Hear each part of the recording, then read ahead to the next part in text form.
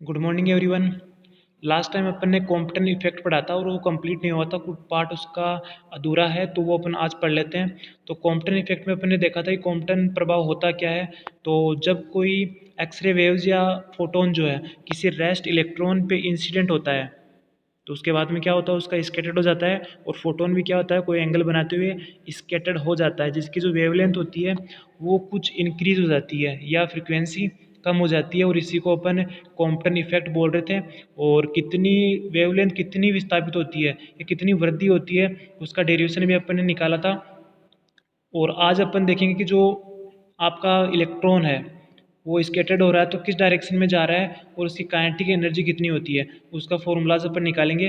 तो इसके लिए देखो, सबसे पहले जो अपन ने लास्ट टाइम पढ़ा था उसी को वापस रिवाइज कर लो एक बार। अपन ने क्या किया था, जो कॉम्पटन शिफ्ट है वो निकालने के लिए जो डायग्राम आपको दिख रहा है उसमें एनर्जी कंजर्वेशन लगाया था और एक मोमेंटम कंजर्वेशन लगाया था। जब मोमेंटम कंजर्वेशन लगाया था तो उसमें आपके पास एक्स एक्स के अनुदिश मोमेंटम का कंपोनेंट इक्वेशन नंबर 2 आई थी, और वाई एक्स के अनुदिश जो मोमेंटम का कंपोनेंट है वो इक्वेशन नंबर 3 आई थी। इन दोनों इक्वेशन को यूज़ करके ही अपन डायरेक्शन निकालेंगे और उसके बाद में अपन इसकी गतिज ऊर्जा का की डिस्कस करेंगे, ठीक है।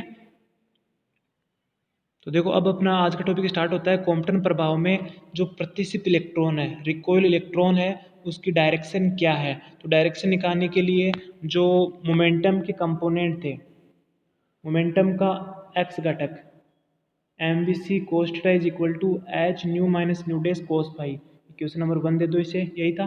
और जो वाई कंपोनेंट था वो था ये m v c sine theta h nu dash sine phi, इसे दे दो इक्वेशन नंबर 2।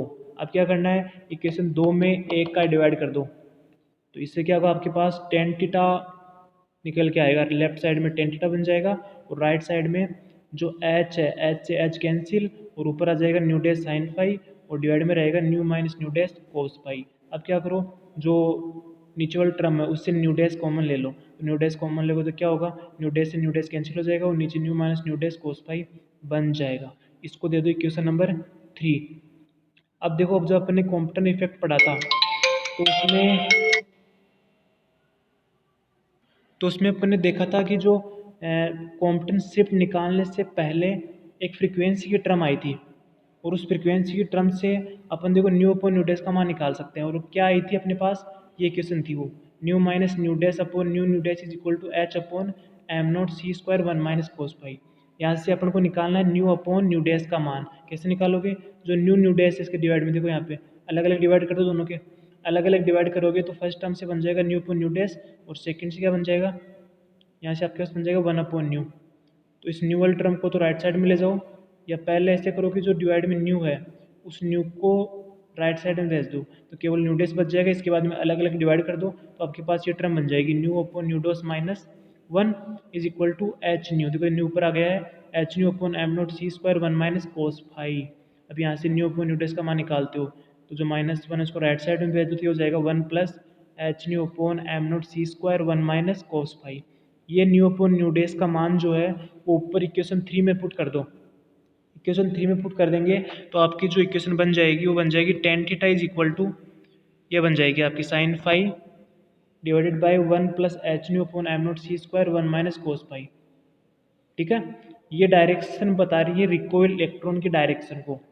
और उसके बाद में सेकंड टॉपिक है कि उसकी काइनेटिक एनर्जी क्या है। तो काइनेटिक एनर्जी, जो सिंपल काइनेटिक एनर्जी होती है पार्टिकल की, वो एक होती है K is equal to half m v square, half m v square होती है। और इसका जो मान है वो आप देख सकते हो कि जो आइंस्टीन की आपकी विद्युत प्रकाश की इक्वेशन आई थी, फोटो इलेक्ट्रिक इक्वेशन, उसकी क्या थी वैल्यू, यही तो थी H nu minus nu dash. तो यहाँ भी क्या करो, न्यू कॉमन ले लो, तो अगर न्यू कॉमन लेते हो तो ये हो जाएगा 1 minus nu dash upon new.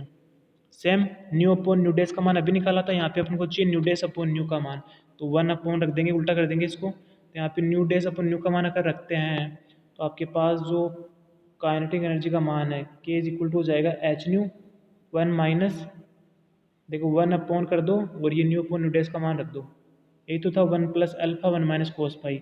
या मैंने क्या किया, h nu upon m note c square को अल्फा मान लिया, तो ये हो जाएगा आपकी ये काइनेटिक एनर्जी इक्वेशन है। अब इसके बाद में एलसीएम ले लो, एलसीएम लेते हो तो आपके पास ये इक्वेशन बन जाएगी, ठीक है।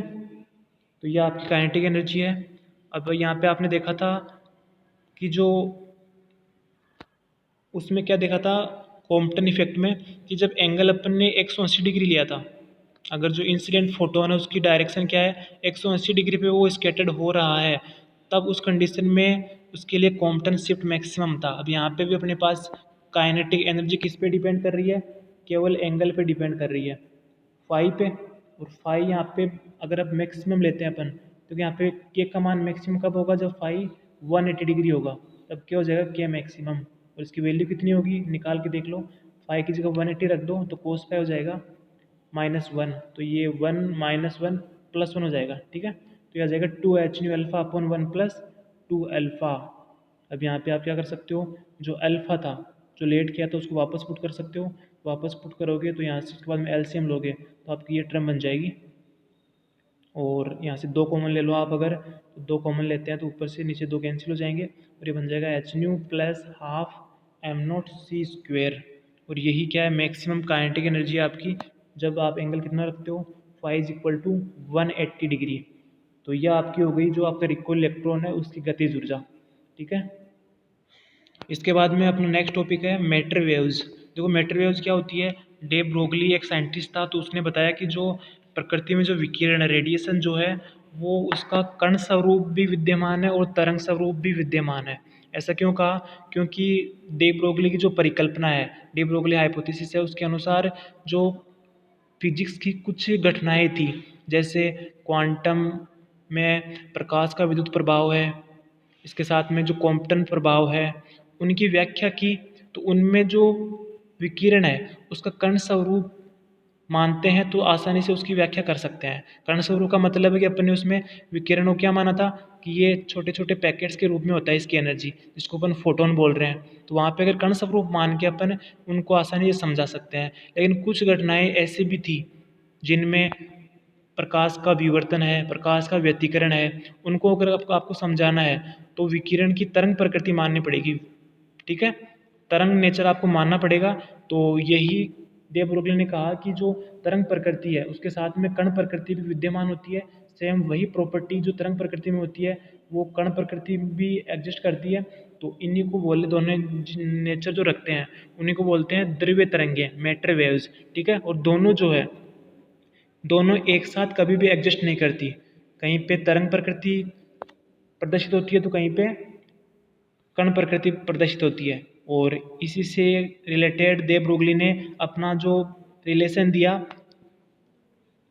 मोमेंटम और वेवलेंथ के बीच में, और वो रिलेशन क्या था जिसको अपन बोलते हैं दे ब्रोगली संबंध। और इसके अनुसार अगर कोई पी मोमेंटम से कण गतिशील है, पी मोमेंटम से कोई कण गतिशील है तो उसके संगत एक तरंग भी विद्यमान होगी, जिसकी वेवलेंथ क्या होगी, तरंग दैर्घ्य क्या होगी, lambda is equal to H upon p. Lambda is equal to H upon p, जहाँ लैम्डा को बोलते हैं डे ब्रोगली की तरंग दैर्घ्य है, एच प्लांक का कांस्टेंट है और पी क्या है, मोमेंटम है, जिस मोमेंटम से कण आपका गतिशील है, ठीक है। अब यहाँ पे आप दो कंडीशन लगा सकते हो कि अगर जो आपका कण गतिशील है उसकी वेलोसिटी, प्रकाश की जो वेलोसिटी है उससे कंपेयर में बहुत कम हो, v < c हो, तो यहाँ पे आप देखो h upon m v, p is equal to m v होता है, तो यहाँ पे उसका मास जो होगा वो होगा रेस्ट मास, ठीक है। और काइनेटिक एनर्जी जो होती है वो होती है E is equal to half m v square, यहाँ पे एम की जगह एम नोट यूज़ करोगे तो यहाँ पे आपको ये भी लिख सकते हो, इसको √2 भी लिख सकते हो, ठीक है।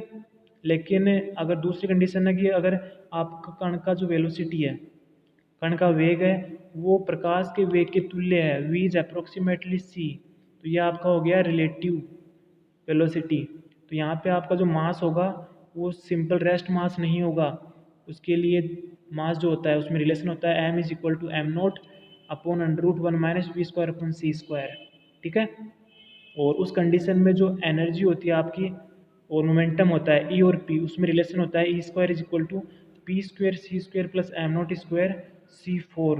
ये आपको याद रखना है, किस कंडीशन में, सापेक्षिक गति में। सापेक्षिक गति मीन्स जब आपकी जो कण उसकी गति वेग क्या है, प्रकाश के वेग के तुल्य होता है, तब उसका मास रेस्ट मास नहीं होके एक अलग मास होगा जिसका रिलेशन क्या होता है, m is equal to M nought divide by √1 minus V square upon C square. तो ये डे ब्रोगली की हाइपोथेसिस है, और उसके अनुसार जो आपका डे ब्रोगली का रिलेशन है वो यही है, lambda is equal to H upon P, इससे न्यूमेरिकल भी बनता है, ये आपको याद रखना है, ठीक है।